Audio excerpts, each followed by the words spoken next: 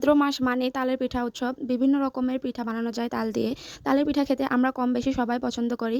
তবে এই তাল থেকে তালের রসটা ছাড়ানোই হচ্ছে সবথেকে ঝামেলা আর বিরক্তিকর বিষয়। তাই আজকে খুব সহজেই দেখাচ্ছি কিভাবে খুব সহজেই তাল থেকে তালের রস বের করা যায় সেই পদ্ধতিটাই তাল থেকে তালের রসটা বের করার জন্য তালটাকে খুব ভালোভাবে ধুয়ে তালের উপরের খোসাগুলো খুব ভালোভাবে ছাড়িয়ে নিতে হবে।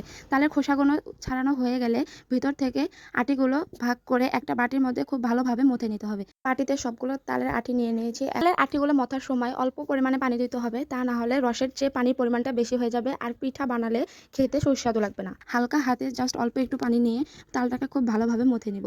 এতে করে তালের রসটা অনেক গাঢ় হবে। আগের দিনে দাদি নানি মায়েদের দেখতাম বিশেষ এক ধরনের বাঁশের তৈরি ডালা বা ঝুড়ির মধ্যে তালটাকে ঘষা দিত আর খুব অল্প সময়ের মধ্যেই তালের রসটা বেরিয়ে আসতো। তো এখন তার সেগুলো ঝুড়ি পাওয়া যায় না, তাই আমি ভাজি কাটা মেশিনের মধ্যে ডলে নিচ্ছি। এগুলো ডলা হয়ে গেলে পাতলা নেটের মশারি কাপড় অথবা এরকম নেটের ঝুড়িতে ছেঁকে নিতে হবে। এগুলো ডলার সময় যে আঁশগুলো পড়েছিল ছেঁকে নিলে সেই আঁশগুলো আর থাকবে না। এই ঘন মিশ্রণটা দিয়ে সব ধরনের পিঠাপুলি বানানো যাবে।